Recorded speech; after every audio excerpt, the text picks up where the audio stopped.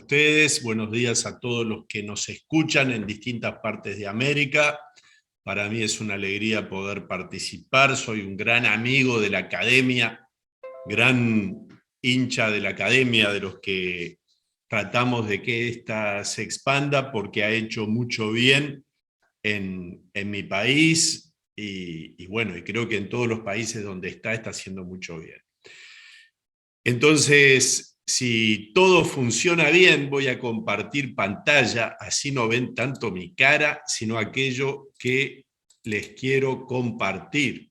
Bueno, entonces, el seminario es Seminario de Educación Católica y decía el subtítulo Compromisos para un pacto educativo global en tiempo de pandemia y de guerras.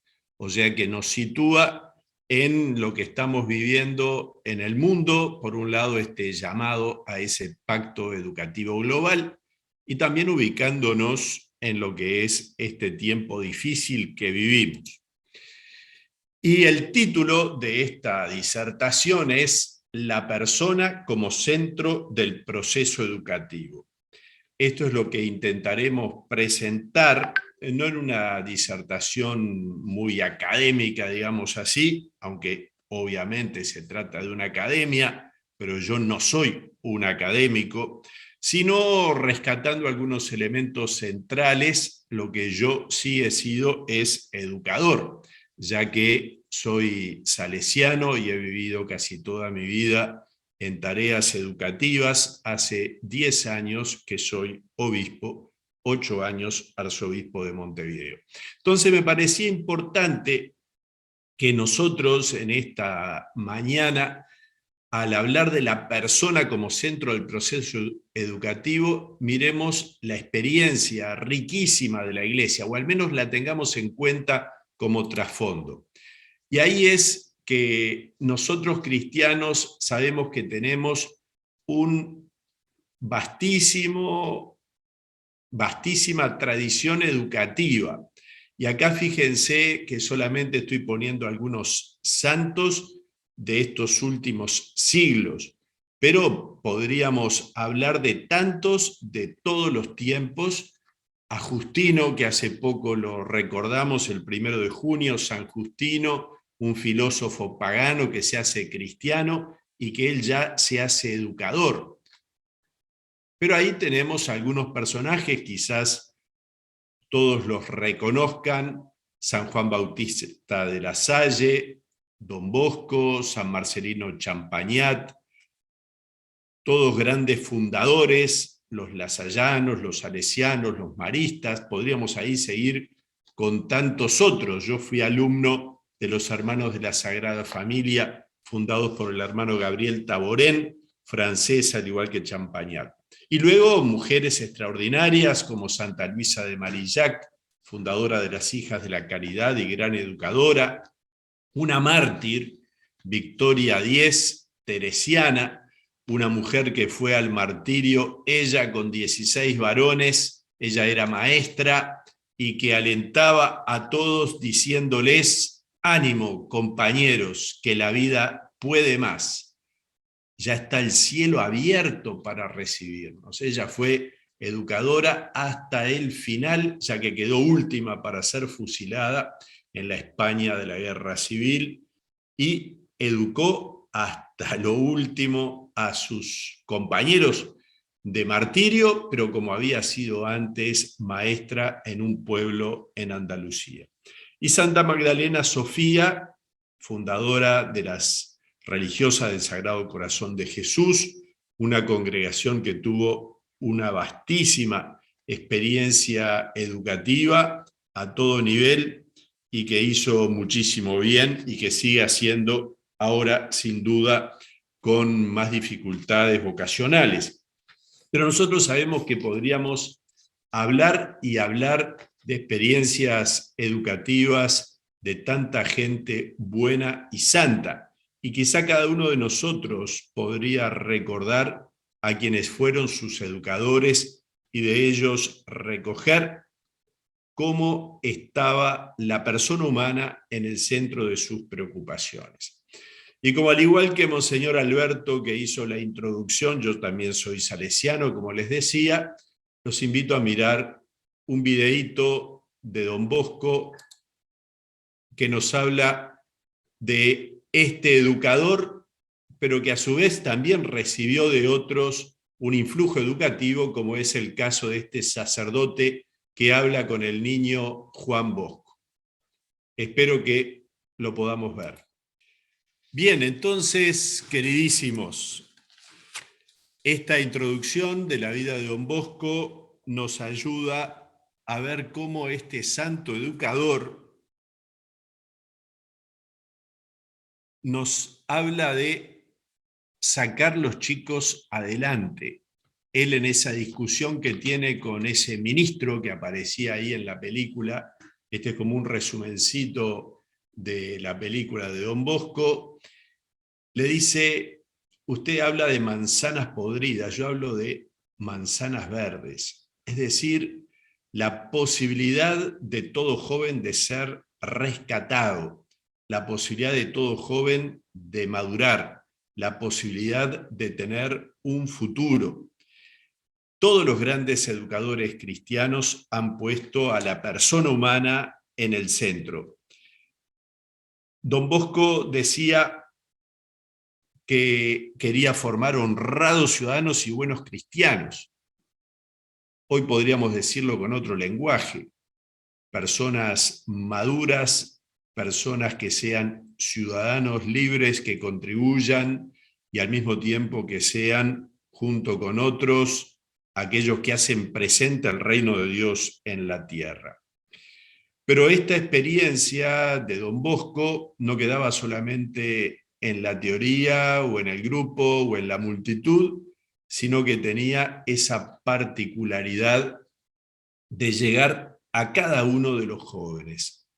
Por eso esa frase que está allí y que Don Bosco la decía, si no tuviera más que un pedazo de pan, lo partiría contigo.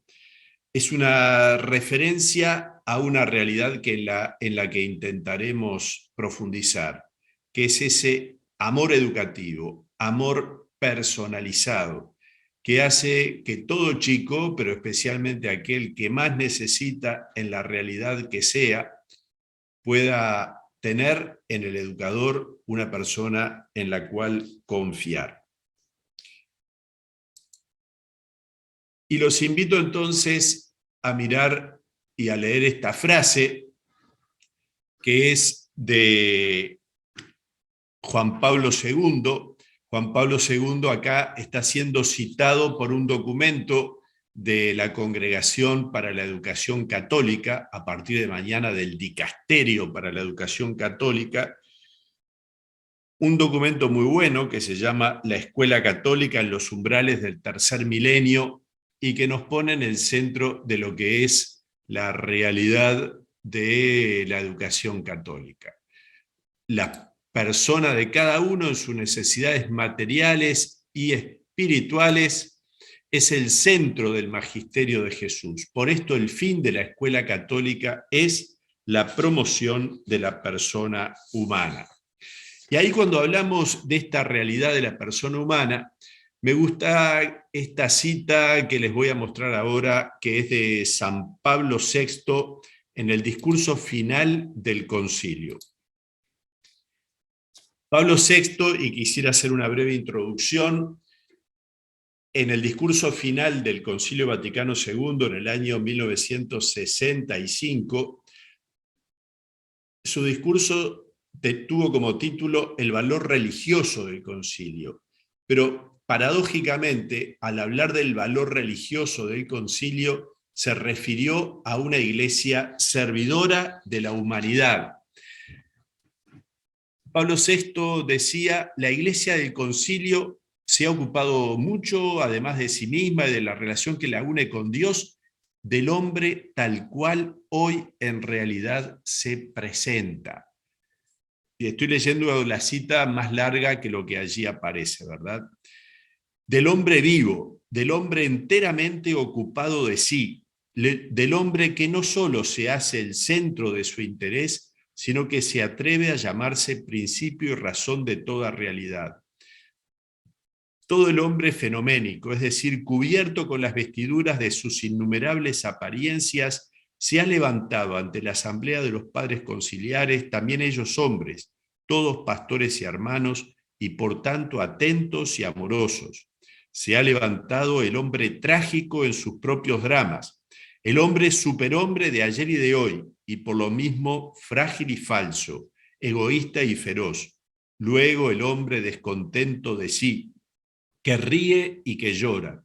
El hombre versátil, siempre dispuesto a declamar cualquier papel, y el hombre rígido, que cultiva solamente la realidad científica. El hombre tal cual es, que piensa, que ama, que trabaja, que está siempre a la expectativa de algo. El hombre sagrado por la inocencia de su infancia, por el misterio de su pobreza, por la plenitud de su dolor. El hombre individualista y el hombre social. El hombre que alaba los tiempos pasados y el hombre que sueña en el porvenir. El hombre pecador y el hombre santo. El descubrimiento de las necesidades humanas, y son tanto mayores cuanto más grande se hace el Hijo de la Tierra, ha absorbido la atención de nuestro sínodo. Entonces, queridos amigos, ¿cuál es esa persona humana que está en el centro de la tarea educativa de la Iglesia y del mundo? Es el hombre tal cual es decir, en toda la variedad de su fenómeno humano. El hombre que sueña y el hombre que tiene un porvenir muy cortito. El hombre que es abierto a las cosas que están sucediendo y con una mirada de futuro, y el hombre que solo está pensando en el pasado. El hombre que vive en la pobreza o el hombre que vive en la abundancia. La Iglesia ponemos en el centro a la persona humana. Y como dice ahí la cita de esta parte del discurso final del concilio, toda esta riqueza doctrinal se vuelca en una única dirección: servir al hombre en todas sus condiciones, en todas sus debilidades, en todas sus necesidades. Y con una expresión muy fuerte en este momento solemne en que Pablo VI clausura el concilio, dice: al hombre en todas sus condiciones, la Iglesia se ha declarado casi la sirvienta de la humanidad, precisamente en el momento en que tanto su magisterio eclesiástico como su gobierno pastoral han adquirido mayor esplendor y vigor debido a la solemnidad conciliar. La idea del servicio ha ocupado un puesto central. O sea que, al querer hablar nosotros hoy de la persona como centro del proceso educativo, nos situamos en esta dinámica del concilio y del Papa Pablo VI, que ve al hombre en sus diversas facetas y posibilidades, y nos ponemos como servidores de la humanidad, pero luego, como veremos también, servidores del hombre concreto. ¿Cómo lo servimos? ¿Cómo hacemos realidad ese poner al centro del proceso educativo a la persona humana? Bueno, obviamente, más allá de todo, está para nosotros el tener muy en cuenta lo que es los elementos claves de la antropología cristiana. Nosotros, sobre antropología cristiana, tendremos sin duda muchos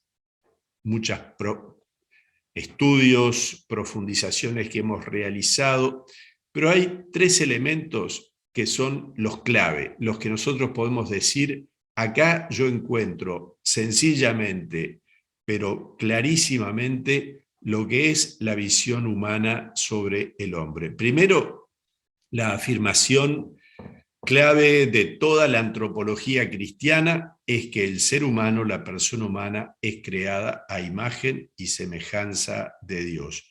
Y todo lo que podemos decir después sobre la persona humana tiene su origen en esta palabra de la Escritura que ilumina toda la percepción de lo que es la visión sobre la persona humana que la Iglesia presenta. a imagen y semejanza de Dios, capaces de dialogar con Dios, y al ser creados a imagen y semejanza de un Dios que es comunión de personas, sabemos que estamos llamados íntimamente a vivir en la comunión, a vivir en el amor. Hemos sido creados para amar y ser amados, para vivir en la comunión unos con otros.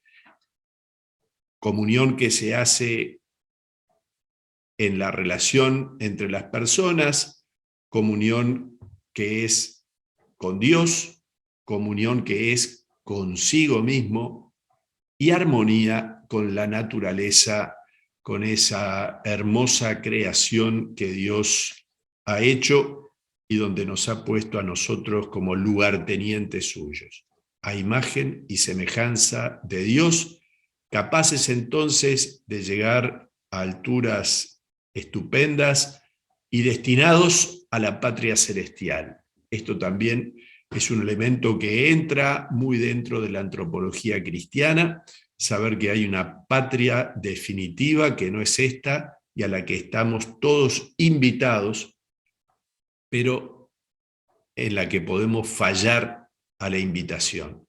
Segundo elemento clave, dañados por el pecado original, por esa misteriosa huella de pecado con la que todos nacemos y que ha dejado en nosotros la marca de la concupiscencia, y por lo tanto la antropología cristiana es realista. Hemos sido a su vez redimidos por Cristo. La palabra redención, que era la que se usaba en la antigüedad para hablar del pago por el esclavo que era redimido porque se pagaba un rescate por él. Cristo ha pagado un rescate por nosotros, pero los cristianos han encontrado distintas palabras desde el principio para hablar de esta acción de Cristo. Salvados, redimidos, liberados. Todas esas palabras nos hablan de la acción de Cristo que nos rescata del pecado, del mal y de la muerte, y que nos da la posibilidad de la salvación.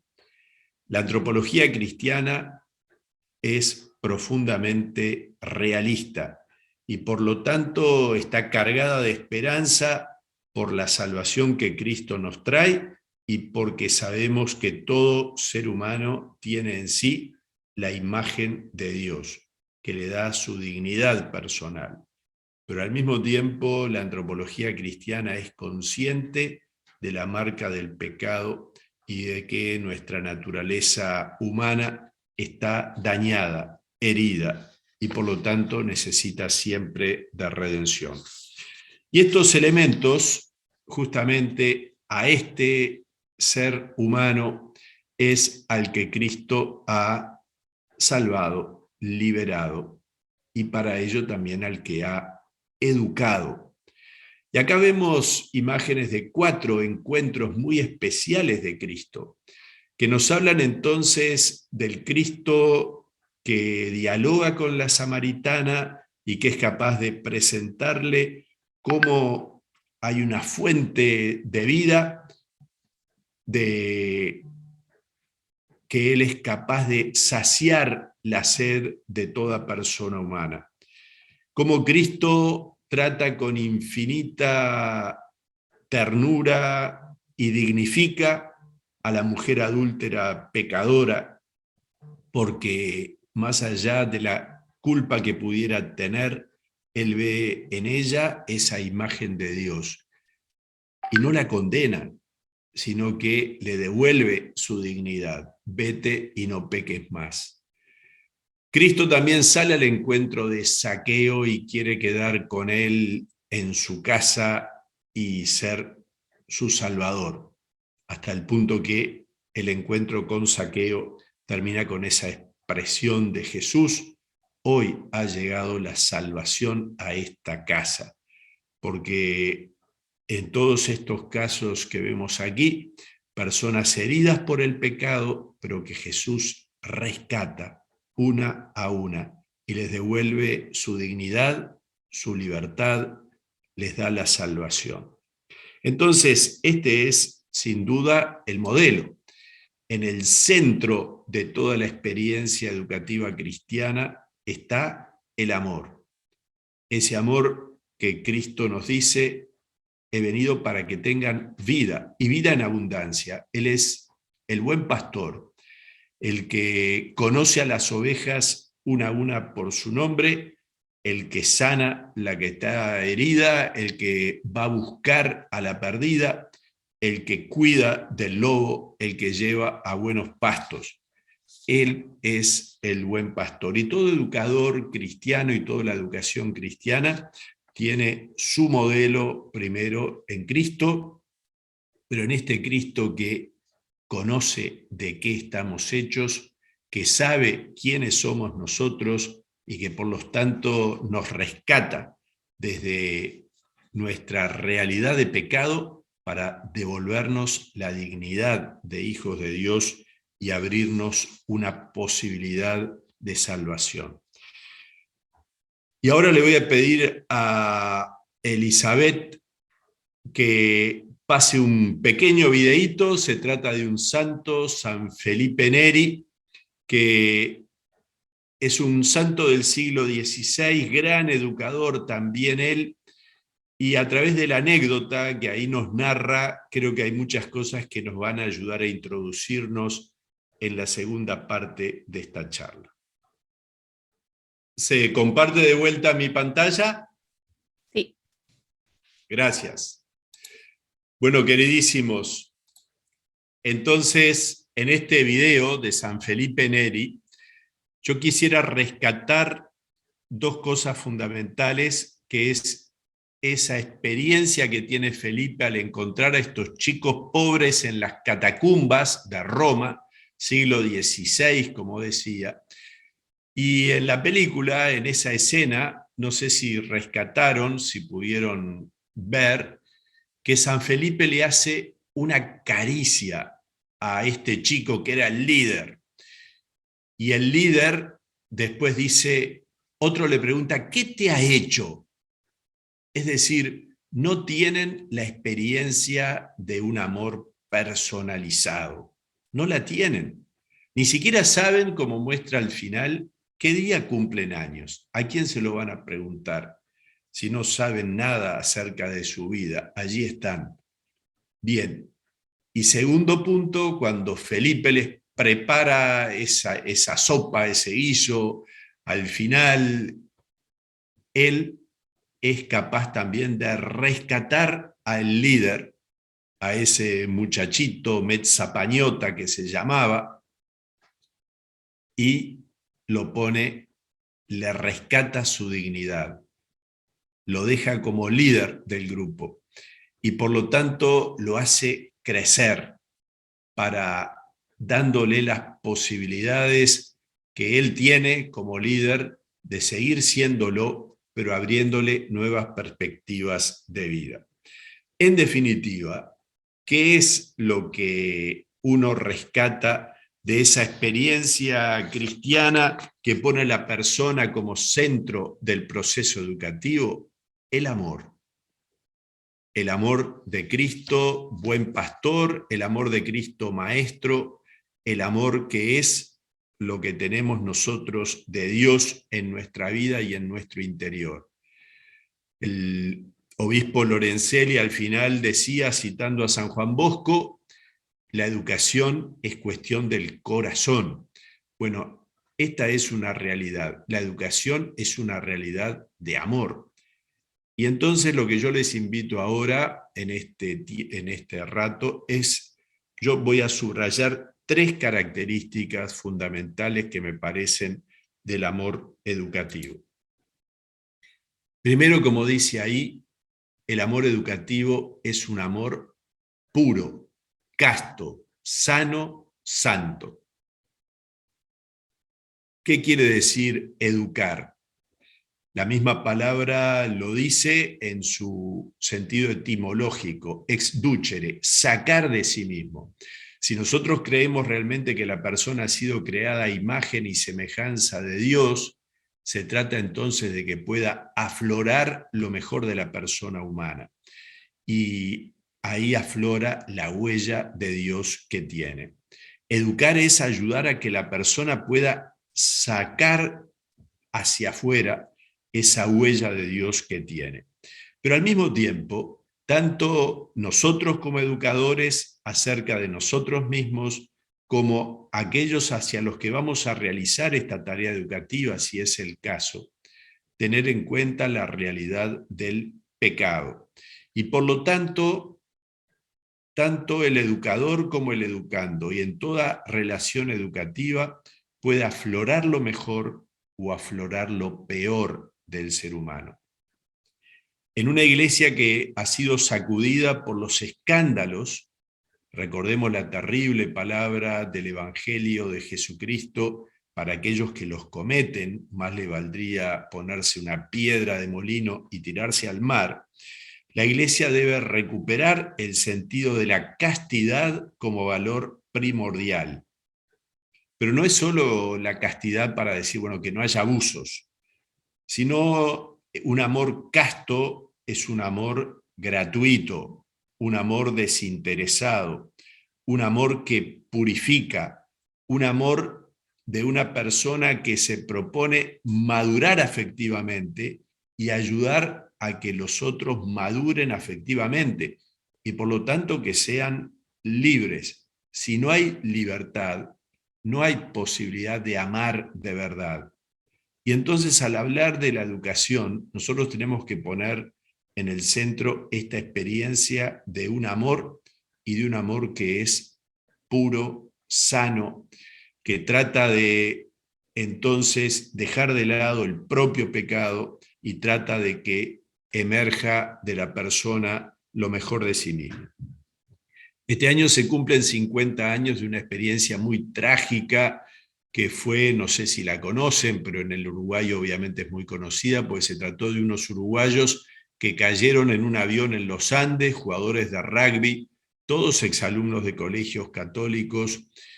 Sobrevivieron 16 de los 70 que cayeron, que iban en el avión, o 50 que iban en el avión.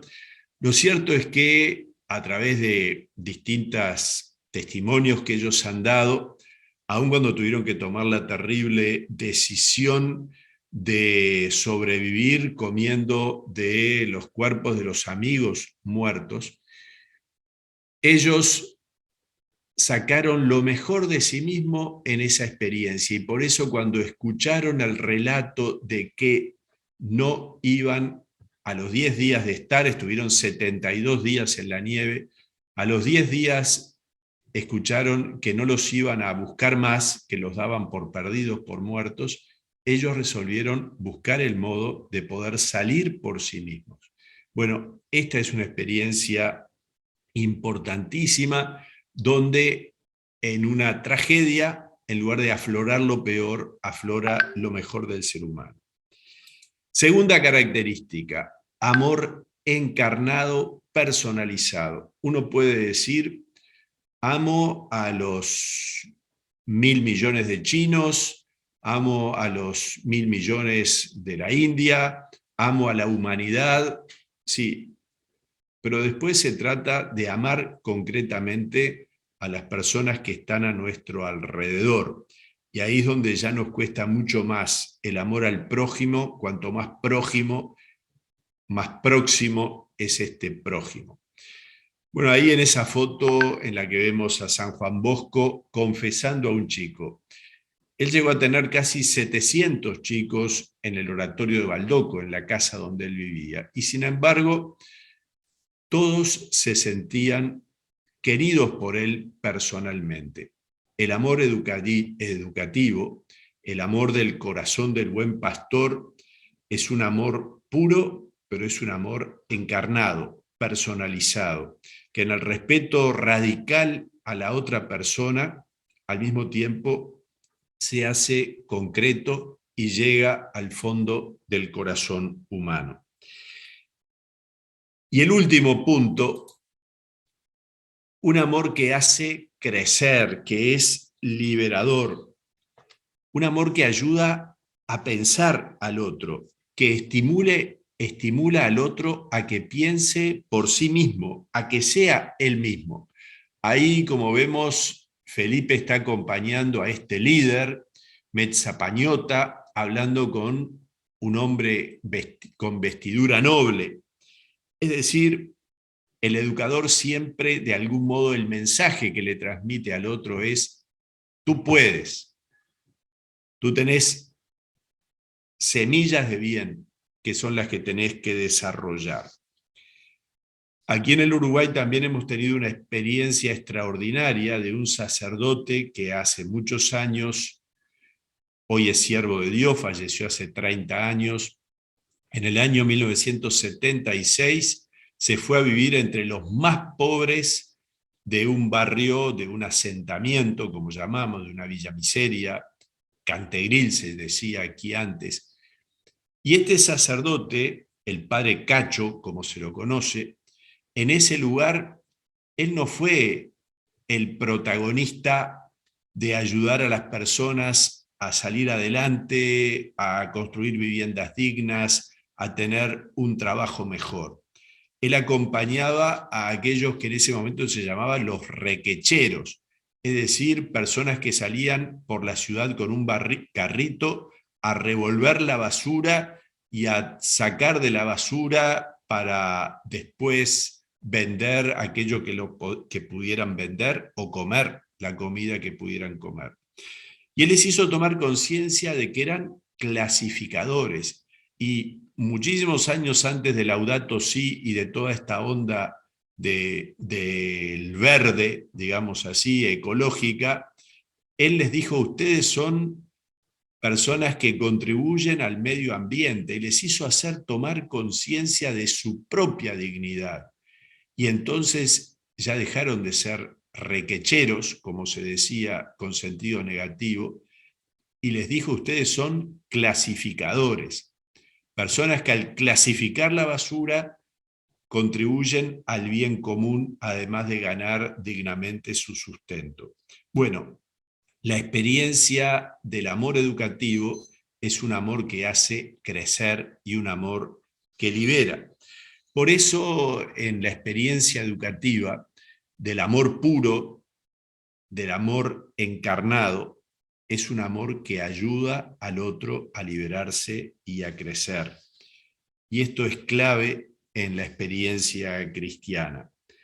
Tú podés salir adelante, podés crecer, podés ser una persona digna, una persona que se vale por sí misma, una persona que tiene todos los elementos para potenciar lo mejor de sí, para sacar de sí mismo lo mejor de su vida. Bien, y terminando, los invito ahora a mirar el final de una película que para mí es la película más hermosa que yo he visto.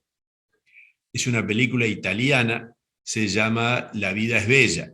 Quizás muchos la conocen y otros no, por eso cuento un poquito la anécdota. Es una familia judía en Italia que es llevada a un campo de concentración. Por supuesto no es histórica, sino que es una alegoría. Y entonces el papá va con su hijo menor, también la madre está en el campo de concentración, pero en otro barracón, y el padre transmite un amor inmenso a su hijo, haciéndole ver como que todo aquello es como una experiencia donde van a lograr un triunfo. El triunfo va a ser que finalmente van a tener un tanque de guerra. Bueno, lo cierto es que al final, que es lo que vamos a ver, el final de la película, está en el idioma original, pero se capta muy bien lo que quiere transmitir.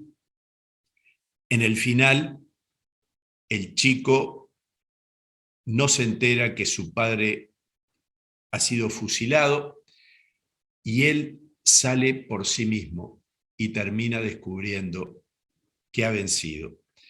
La última palabra del chico: abbiamo vinto, hemos vencido, como lo vamos a escuchar en el italiano, hemos vencido, es, bueno, la experiencia que un día confiamos que todos nosotros podamos hacer si realmente somos capaces de sacar lo mejor de nosotros mismos y somos educandos a lo largo de toda la vida, y al mismo tiempo, si como educadores somos capaces desde nuestra realidad humana, como padres de familia, como catequistas, como líderes en un país, como líderes políticos, sindicales, de hacer crecer a los que están junto a nosotros. Ahí sí también nosotros podemos decir, hemos vencido, ha vencido el amor que es puro, el amor que personaliza, el amor que libera, que hace crecer al otro.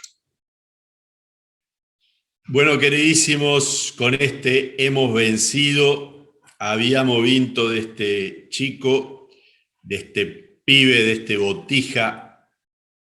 Nosotros doy por terminada esta conferencia. Estoy dispuesto, si quieren alguna pregunta o algo, con mucho gusto. Si es que está a mi alcance, lo responderé, o si alguno quiere hacer algún comentario o resonancia de lo escuchado y lo visto. Gracias.